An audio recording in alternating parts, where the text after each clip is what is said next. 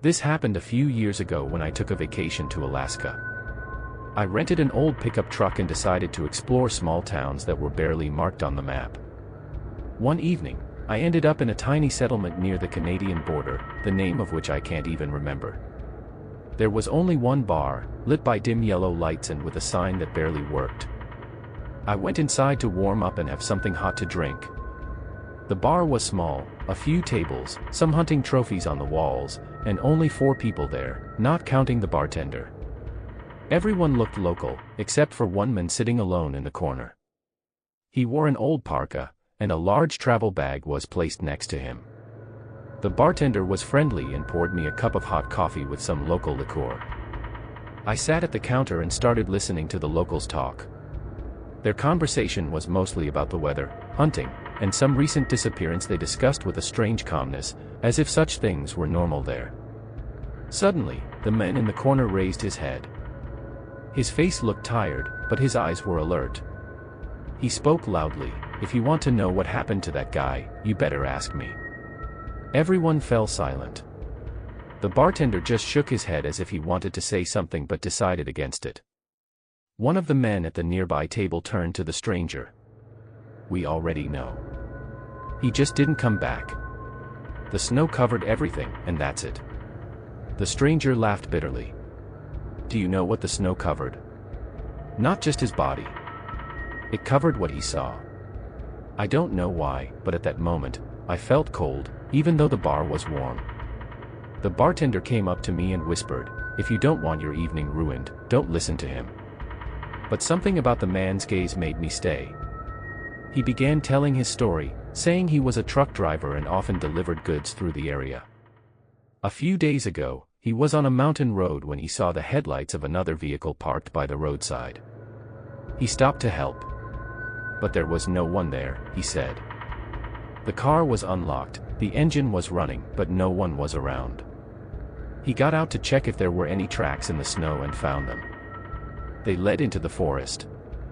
And although he said he knew it was a bad idea, something compelled him to follow those tracks.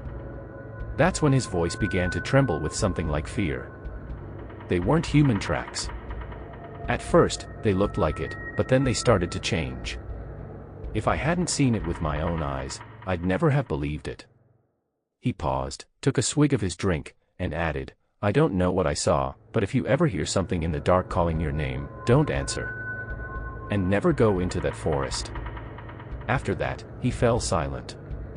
Everyone in the bar looked grim, and the bartender quickly changed the subject as if nothing had happened. That night, I couldn't sleep in my motel. And when I decided to go back to that bar the next day, its doors were locked, as if it had been abandoned for years. I couldn't shake the feeling that something was off about the whole situation. The next morning, I asked the motel clerk about the bar. She was an older woman, with sharp eyes and a slow, deliberate way of speaking. When I mentioned the bar and its strange atmosphere, she frowned. "That place hasn't been open in years," she said flatly, her tone making it clear she didn't want to elaborate. I pressed her, saying I'd been there just the night before. Her expression hardened, and she gave me a look that felt like both pity and frustration. "People around here don't talk about that place. Best if you just move along." Her answer left me unsettled, but curiosity got the better of me. I drove back to the town, hoping to find someone else who could explain. When I reached the bar, it was exactly as I'd seen it the previous night, dim, weathered, with that broken sign still hanging over the door. But this time, the windows were boarded up, and the door was padlocked. The road was quiet, and the air felt unnaturally still. I walked around the building, looking for any sign of activity. That's when I noticed something strange, fresh footprints in the snow leading from the side of the bar into the woods. They were similar to what the men in the bar had described.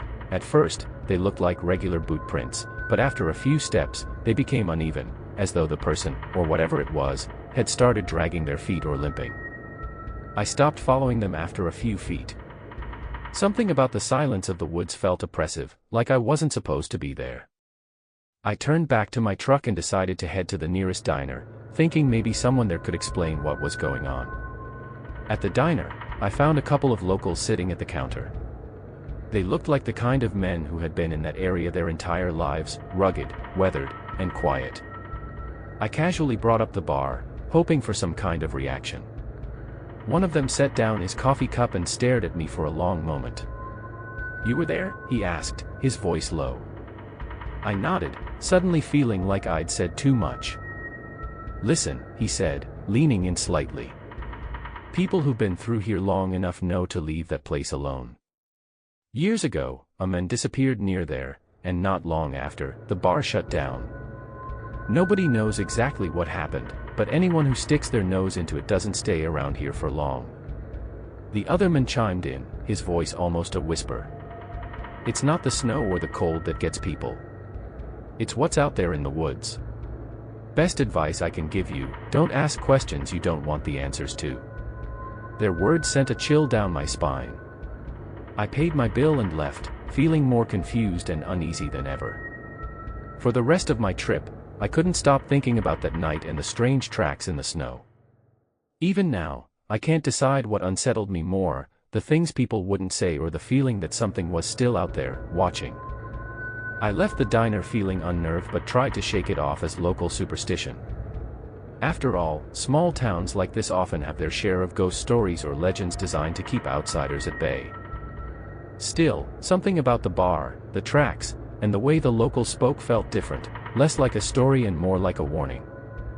That evening, as I prepared to head back to Anchorage, I noticed my gas tank was getting low. The nearest station was several miles back in the direction of that strange town. Reluctantly, I turned around, telling myself it was just fuel, nothing more. The sun was setting as I pulled into the gas station. It was small, just one pump and a shack that served as the office. A man in his 60s came out as I stepped from the truck. He looked at me carefully, as if sizing me up. "Evening," he said. I nodded and started pumping gas. After a moment, he spoke again. "Not many folks passing through this time of year. You heading north or south?" "Back to Anchorage," I replied. He hesitated, then leaned on the side of the pump, his face serious. "You were at the old bar, weren't you?" I froze for a moment before answering. "How'd you know?" He smirked faintly. "Word gets around fast in places like this. That, and you've got that look people get when they've been somewhere they shouldn't." I tried to laugh it off. I didn't know it was off limits. Just needed a warm place for the night. The man nodded slowly but didn't smile. "Look, whatever you saw, or think you saw, best leave it here. Don't take it with you, not in your thoughts, not in your stories. Things out there. They have a way of following people who don't let them go." I didn't know what to say, so I just thanked him, paid for the gas, and drove off. The rest of the drive back to Anchorage was uneventful, but I couldn't shake the feeling of being watched.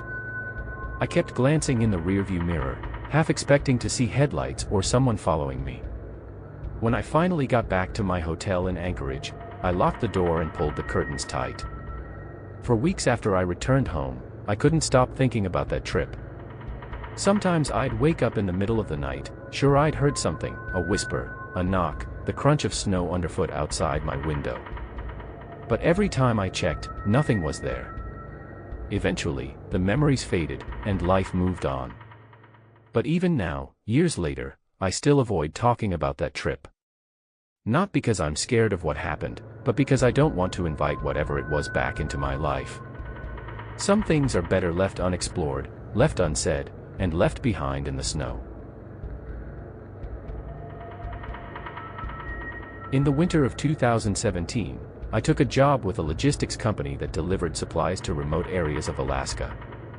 The work was grueling, with long hours on icy roads, but the pay was good, and I needed the money.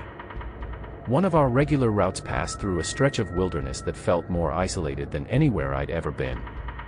Along that road, there was a small bar called The Last Stop. The place lived up to its name. It was the only sign of civilization for miles, sitting alone at the edge of a dense forest. Drivers from the company often stopped there to grab a meal or warm up during long hauls. I'd heard mixed things about the bar. Some said the food was good, the coffee strong. Others warned that the place had an unsettling vibe, like the kind of spot where you're not sure if you're welcome. It was mid-January when I found myself heading to the last stop for the first time. A snowstorm was rolling in, and visibility was quickly dropping. I decided it would be safer to pull over and wait it out. The bar's neon sign glowed faintly through the snow as I parked my truck and walked inside. The interior was simple, a long wooden counter, a few mismatched tables, and a jukebox in the corner that wasn't playing. A middle-aged man with a heavy beard stood behind the bar, wiping down glasses. 2 other customers sat at a table near the window, speaking quietly. They glanced at me briefly before returning to their conversation. "Coffee?" the bartender asked. "Yeah, thanks," I replied, shaking off the cold. I sat at the counter, and he poured me a cup of steaming black coffee. For a while, I just sat there, listening to the wind howl outside. The other customers finished their drinks, nodded at the bartender, and left. "Storm's getting bad," the bartender said, breaking the silence. "Yeah, I figured I'd wait here until it lets up," I replied. He nodded but didn't say much else. There was something about his demeanor that felt off. He wasn't unfriendly, but he wasn't exactly welcoming either. I figured he'd seen plenty of strangers passing through and wasn't the type to make small talk. About half an hour later, the door opened again.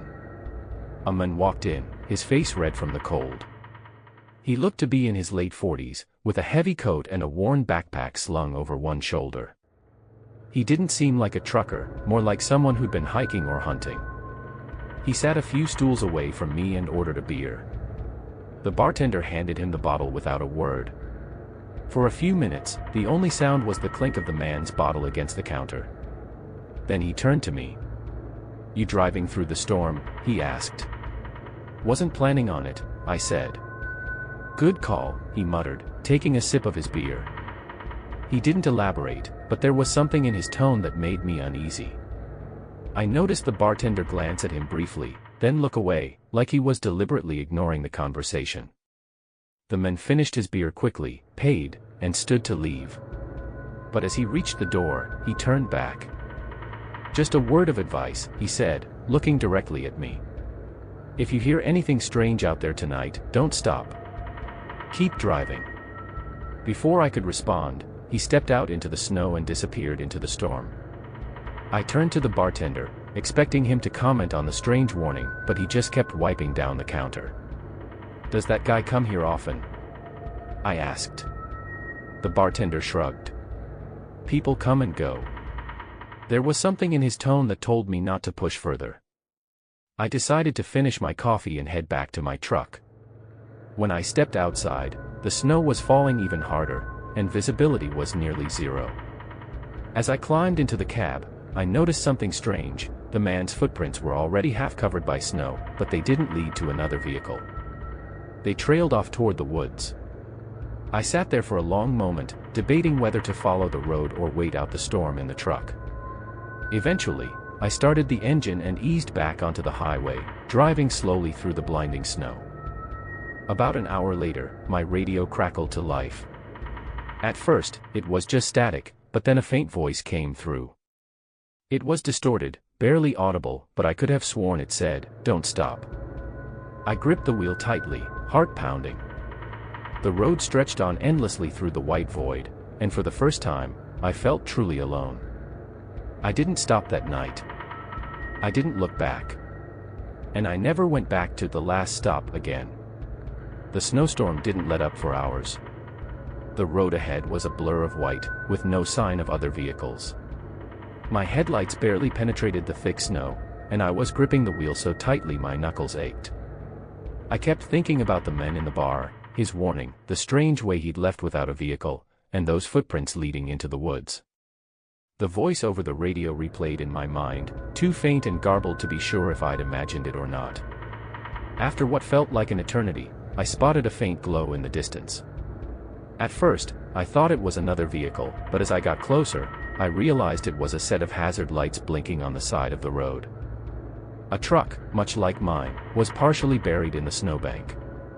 I slowed down, debating whether to stop. The storm was still raging, and visibility was awful, but something about the way the truck sat there didn't feel right. The driver's door was open, swinging slightly in the wind. I pulled up a few feet behind it and hesitated. Every instinct told me to stay in my cab, but I couldn't just drive past without at least checking if someone needed help. I grabbed my flashlight and stepped out into the freezing night. The cold hit me like a punch, and the wind howled around me, nearly pulling the door from my hand as I shut it behind me. I approached the truck cautiously, shining my light on the open door. "Hello," I called out, my voice barely carrying over the wind. No response. The cab was empty. The keys were still in the ignition, and the engine had died, leaving only the blinking hazard lights and the faint smell of exhaust. I shone my flashlight on the ground, searching for tracks. There were footprints, leading away from the truck and toward the woods. My stomach dropped. The tracks looked fresh, as if someone had just left the vehicle, but they were already filling with snow. "Hey!" I shouted again, hoping whoever it was could hear me. Still nothing. I stood there for a moment, debating whether to follow the tracks or get back in my own truck. The man's words from the bar echoed in my head, "If you hear anything strange, don't stop."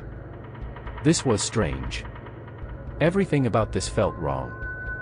I decided to head back to my truck and call it in. I wasn't about to risk getting lost in the storm by chasing someone into the woods. As I turned back toward my vehicle, I thought I saw something move at the edge of my flashlight beam, just a flicker of motion near the tree line. I froze, my breath fogging in the cold air. "Who's there?" I called out, trying to keep my voice steady. Silence. The only sound was the wind. I hurried back to my truck, climbing inside and locking the doors.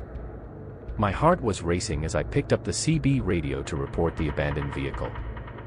"This is Route 7, near mile marker 58, I said, my voice trembling slightly. "There's a truck off the road, no driver. Looks like they walked into the woods. Can someone send a trooper out here?" The dispatcher acknowledged my call, saying a patrol car would head that way as soon as the storm allowed. They advised me to keep moving and stay safe. I didn't need to be told twice. I eased my truck back onto the road, keeping my eyes on the rearview mirror. The blinking hazard lights of the abandoned truck faded into the storm behind me. The rest of the drive was uneventful, but I couldn't shake the feeling of being watched. When I finally reached the next town, I parked at a well-lit truck stop and sat there for a while, trying to calm down. The next morning, I checked the local news, expecting to hear something about the abandoned truck. There was nothing. No mention of a missing driver, no reports of a vehicle being found. It was like it had never been there at all. I finished the delivery route and headed back to my base in Anchorage. For weeks, I avoided taking that road, even if it meant going hours out of my way. And every time I think about stopping at the last stop or seeing that truck on the side of the road, I get the same uneasy feeling. Maybe it was just the storm playing tricks on me. Maybe there was a logical explanation for everything I saw that night. But deep down, I'm not so sure. Some places, and some things, you're better off leaving alone. I stayed at the truck stop until the morning, trying to shake off the lingering unease from the night before. The place was busy, with other drivers coming and going, and the bustle was grounding. It was easier to convince myself that what I'd experienced was nothing more than a series of coincidences amplified by the storm and my own nerves. Before heading back on the road, I called the dispatcher to follow up on the abandoned truck. The trooper who responded to the scene hadn't found much, just an empty vehicle with no signs of the driver. The footprints in the snow had been too obscured by the wind to follow, and they assumed the person had been picked up by another passing car or had made it to shelter. "People wander off all the time in storms like that," the dispatcher said, her tone casual, as though this kind of thing wasn't unusual in Alaska. "Most of them turn up eventually." Still, the thought of someone walking into those woods, alone in such dangerous weather, stayed with me. It didn't sit right. Over the next few weeks, I returned to my usual routes, deliberately avoiding the stretch of highway near the last stop. When I asked a few other drivers about the bar and the road, the responses were always the same: a shrug, a knowing look, or a vague comment about how some places just feel different. No one seemed eager to talk about it, and I didn't push. Months later, I heard through another driver that the truck had eventually been towed, but the driver was never found. No missing persons reports were filed, no relatives came forward to claim the vehicle. It was as if whoever had left it behind had vanished without a trace. I never went back to the last stop or that stretch of highway. The memory of that night, of the strange warning from the men at the bar and the abandoned truck, still lingers in the back of my mind. Sometimes I wonder if I should have followed the footprints, if I might have been able to help. Other times, I'm glad I didn't. Life went on, and I kept driving, sticking to safer routes when I could. But every now and then, when I'm on a lonely stretch of road late at night, I think about that bar, those woods, and the driver who walked into the snow and never came back. It's a reminder that in places like Alaska, the wilderness has a way of swallowing people whole, and not everything lost is meant to be found.